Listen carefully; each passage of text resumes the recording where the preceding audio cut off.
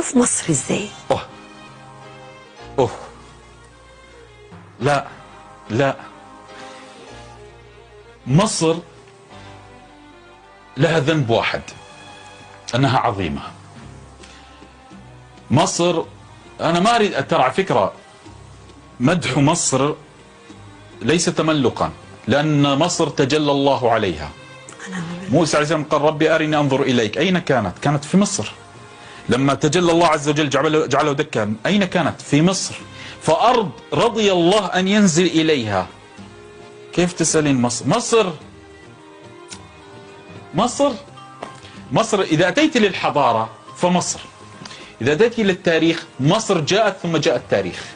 اذا اتيت للمضياف، تعرف انا اليوم وانا جايب مع السائق اخي السائق كنت اقول له شعب مصر الوحيد، يعني مثلا انت في اي دولة عربية، انت مثلا سافرت اي دولة عربية، لو انت تخاصمتي مع السائق ونزلتوا بالشارع تضربون بعض، اهل البلد يقفون مع اهل بلدهم ايوه ضدك، لانك غريبة. الا الشعب المصري.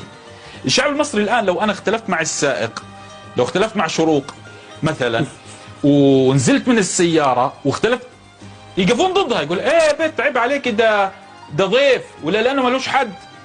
عارفة ليه؟ لانه شعب مضياف منذ فجر التاريخ. بلد الحضارة هذه كانت تستضيف الناس، هذا النهر النيل كان يستضيف الناس من بقاع الأرض، من شتى الأرض. فولد بفطرته أن يستقبل الضيف، أن يستقبل كل من جاء إليه، من هب ودب. فلهذا لما إنسان يسألني وش رأيك بمصر؟ مصر عمق استراتيجي، ذنبها أنها عمق استراتيجي. مصر مستهدفة للعلم. أنا أقول للشعب المصري لعل يا رب الرسالة تصل، أنتم القادة حاولوا يستهدفوا مصر بقادتهم. يعني أيام حسني مبارك استهدفوا حسني مبارك، ظنوا أنه لو ذهب حسني مبارك سقطت مصر، كما جرى مثلا في ليبيا. لا أتكلم بصراحة، إلى الآن متنازعين.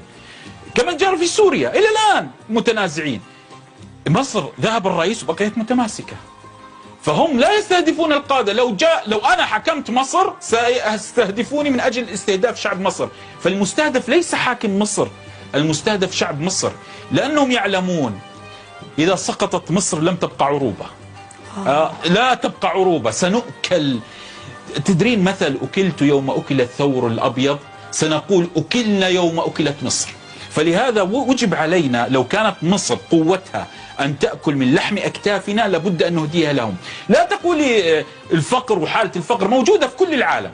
أنا عشت سنة ونص في تكساس في هيوستن، والله العظيم الأجانب يشكون غلاء الأسعار، كل العالم يشكي غلاء الأسعار، هذا العالم كله الآن.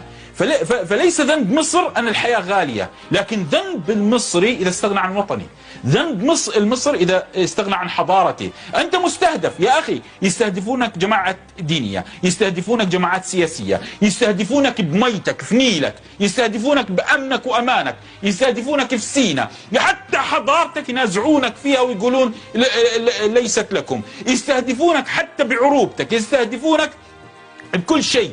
لا تسلموا مصر على طبق من ذهب. أنتم مقاتلون منذ أن خلق الله الأرض. النبي صلى الله عليه وسلم قال خير أجناد الأرض مصر. فالنبي صلى الله عليه وسلم مدحكم، قال أنتم القوة. أيام التتار دخل التتار إلى العراق كسرها، دخل إلى الشام كسرها. من الذي قوي عليهم؟ مصر. جاءت كسرت عين التتار وبقيوا يلحقون التتار حتى أبادوهم. فالأمة الإسلامية تقوم على العراق، على بلاد الشام، على مصر. بقيت لنا مصر. فأنا لما إنسان يسألني لماذا تقف مع مصر، أقول لأنه لم تبقى إلا مصر. أنت تظن لو ذهبت مصر هل الدول العربية ستقوى على القوة أمام المؤامرات التي تقاد لنا من الشرق والغرب؟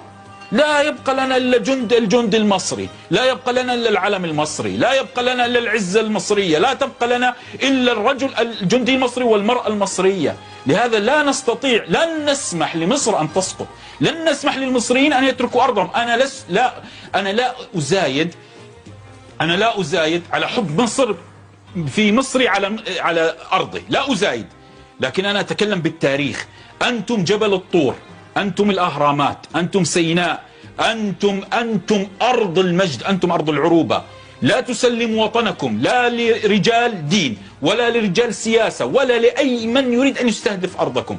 سلموا وطنكم للوطن المصري، سلم وطنك للمصري الحقيقي، سلم وطنك لمن يخشى على النيل كمن يخشى على دمه.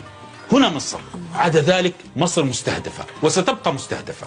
ربنا يحفظ مصر ورئيسها وجيشها وشعبها وترابها وأرضها وسماها.